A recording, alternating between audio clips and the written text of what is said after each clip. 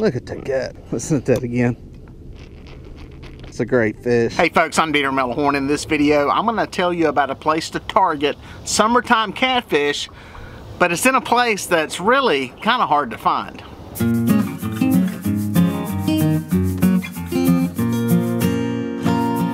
Let's start it out. I made a long pull, drifted a creek, probably a half-mile long, loaded with fish, loaded with arches, loaded with bait. Took about an hour to slow troll out of it. Zero fish. And then all of a sudden, I got to the mouth of it. I looked on my Navionics card, I could see a hump, kind of an underwater point, and I came across it, and I found something. Finally, after dragging for an hour, I had a fish hit a suspended line. That's really not that far off the bottom. Coming up on a hump here. I have pulled a creek that has been loaded with marks. Are they catfish? I don't know. They're big fish, I do know that. But coming up here on a point, underwater point, hump, whatever you want to call it, I got a fish. Finally, dang. Took forever. Easy.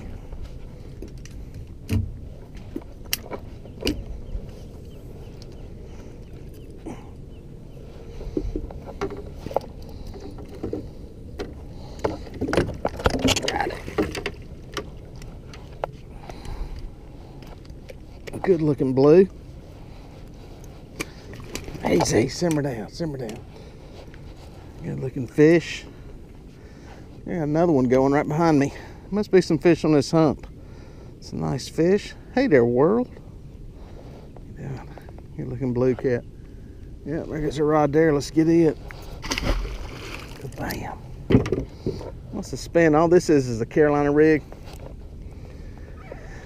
Got a big 3-ounce sinker on it just to keep it from, actually that may be a 2-ounce, and I've just got it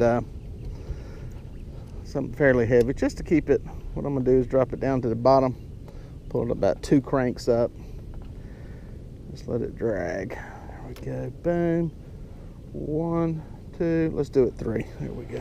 Well, as you can see right there, that's a good looking fish. That was a heck of a start. It came on a down line, which was awesome, but I was wondering again if it was an anomaly, but there was a little clue that the fish gave me that kind of made me want to keep fishing this area a little while longer. It's a good pull on that fish. Happy to be getting bit now. Dang, this has been not good. I don't know. There was a lot of arches in there, a lot of different stuff. There was bait, there were catfish, crappie, shad, Lord only knows what else. So I don't know, maybe that's where the fish are staging that are not feeding. More of the feeding fish are out here. Who knows? All I know is it took almost an hour and 20 minutes to get to a fish that was actually feeding. I'm only using one bait though. I'm using perch, so who knows, maybe that's a difference. I don't know. This fish is kind of swimming off like he owns the water out here. It's summer. It's hot. What's our water up to? 86. I'm on the lower end of the lake area. I don't fish that often. Just decided to come down here and stare at some new water. Fish some stuff. Hadn't fished in a while. So, one thing about this lake, you can catch fish from dam to dam. There's no magic place or anything for catching fish. I fish where I fish really more out of convenience because it's closer to my house than it is to come down here, but I had to fill up the boat with gas. Gas is cheaper in South Carolina, so I came further down the lake. Let's see what this guy's gonna do here. It's a bigger fish. It's a lot bigger fish.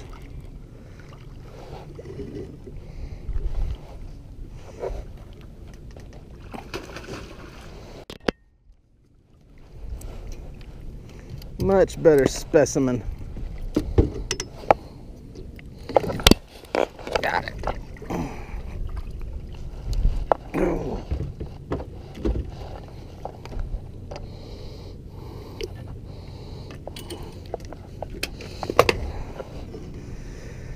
Dude, I'm laying that fish in the boat, in the floor, because I'm gonna get this bait right back out there. Some perch blowing up over here beside me. I'm getting this bait back in the water because there's some fish in here feeding, obviously. Make sure I get everything in the water. Oh, there it is. It's a good looking fish, guys. Look at the belly. Wow, it's a feeding fish. Definitely up feeding. Good looking fish. That belly, I bet that thing is full. Dadgum mussels. Yes, oh man. You can feel the mussels in there. That's what it is. Up on this hump feeding on mussels. That's exactly what's going on with that slob. Post spawn gorging. It's a good fish. That belly. Look at that belly. Back alive. Well, bam, there's another one, and guess what? He's got the jingle bells going on in the belly too. These fish are loaded with mussels. The one thing I noticed on the fish that I caught on the previous trip, the good fish, came on a underwater hump, an underwater point that usually will hold mussels. There's something with the soil there that used to be there. These things seem to stack up, and that's where they grow, and that's where these fish key in on them. And that's what was going on here too in that hump. I was surrounded by just fish everywhere on the sonar, all different depths, stacked up. But the feeding fish, the fish that were taking baits, were up on these humps and these points that held mussels. For here, they're Asiatic clams. They're different in different parts of the country, but catfish feed on them. They get down there and they root around, nose around, find this stuff.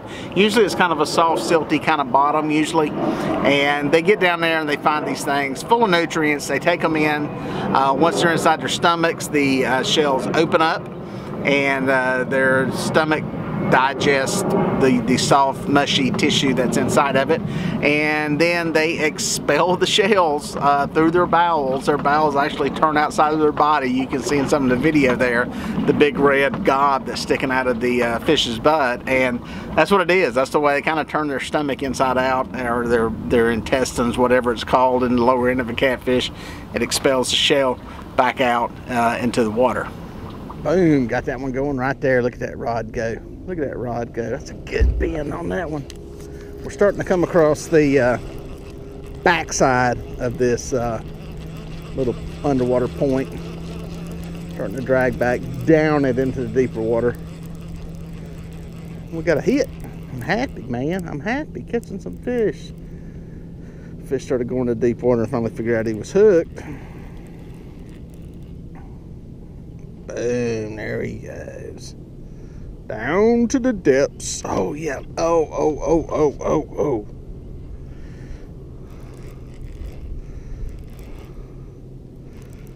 This fish is angry. This is an angry fish. Angry. What he looks like on sonar. He made it all the way back to the bottom. I just looked at it on sonar. The image of it. Another good fish. Not hooked extremely well.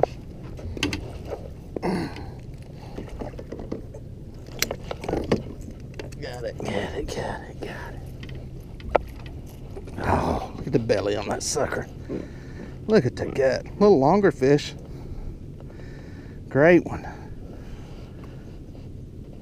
Yeah, another good fish. Eating those mussels, expelling its insides to get rid of the shells. Good fish.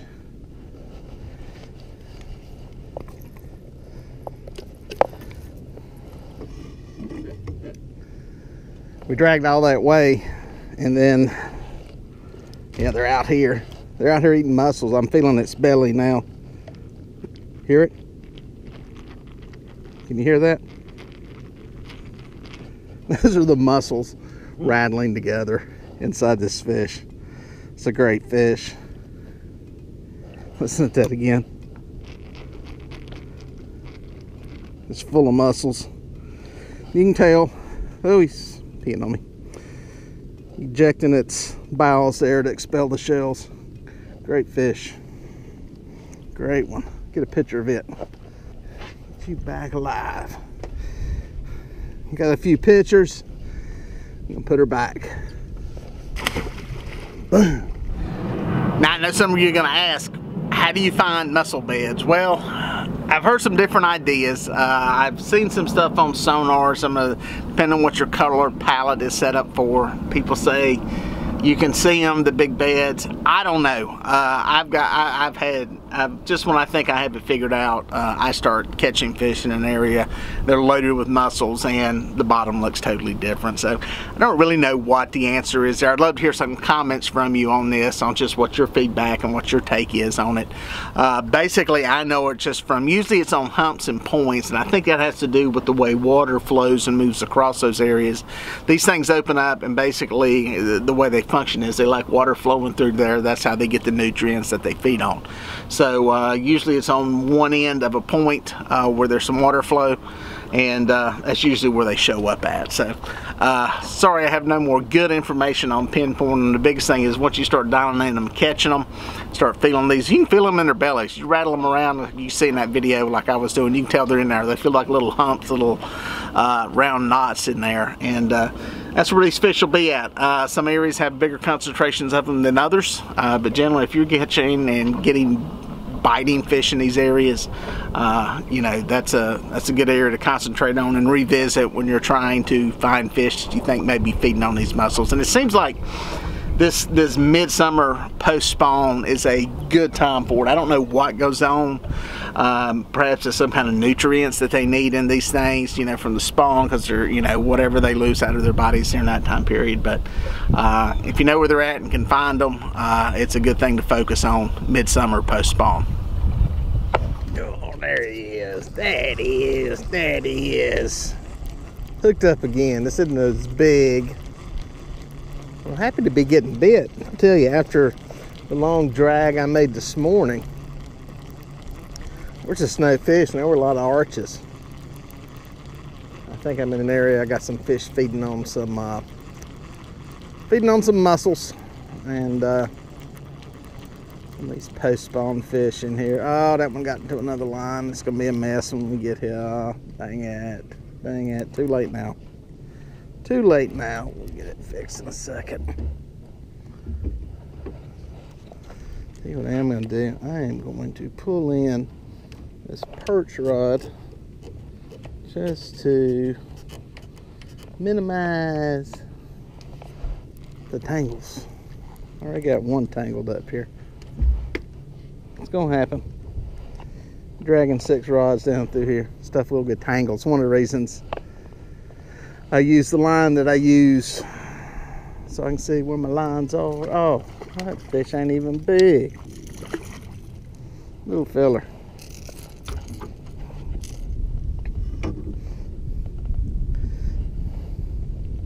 This ain't little for our lake. It's a good sized channel catfish. We just don't get big channels anymore. That's a good one though. There's some good little channel. Belly is full. This one rigged up on a little different setup here. Got that rattling float hooked all the way into the back. Make a little noise. Alright guys, I think we got one going on this side of the boat all the way over here. Is he there? Yep, it's there. I think he's heading back to deep water. I don't know that he knows he's hooked yet.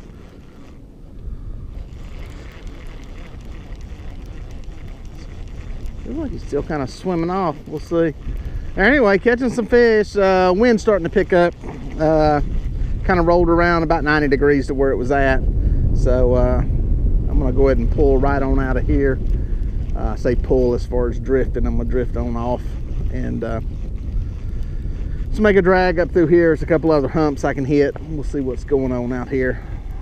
Definitely some of these fish feeding on the mussel shoals though. So, yeah, small fish. Small fish. Well, the channel cat hitting that same rig again. Must like that one for some reason. The one thing I do suggest, or at least what I try to do, is when I catch them, channel cat, a few bite marks on there left from the spawn. What I try to do is I I try to downsize the baits. For whatever reason, they seem to hit smaller baits. I had some big baits out here and they ain't been touched, even by those bigger fish. So I try to downsize the baits. Not sure what the reason is, who knows. Maybe they don't want something big in their stomach because, as you can tell, their guts are already full of stuff. Not really sure. But it just seemed to catch more fish on these mussel shoals when I'm using smaller baits. So something to try. I'd still, as always, I try to, unless they're totally fishing a mussel shoal, I'll try to mix them up. But you never know. You never know who's just got out of bed and coming in there and wants something big to eat. Now the bad news on all this is I picked off a couple more fish, but once I got off of this hump, there were no more fish. I made a couple of passes across it, caught a couple of smaller fish, but man, it was tough. I went to some other places, did some dragging, pulled some baits across some other humps and points, and it was hit or miss. And that's kind of what's going on when you get into this July time frame, depending on what's going on weather-wise, water-wise, where you're at. It can be hit or miss. You'll hit some place and you'll blow it up. You think you're king of the hill. You've got it figured out.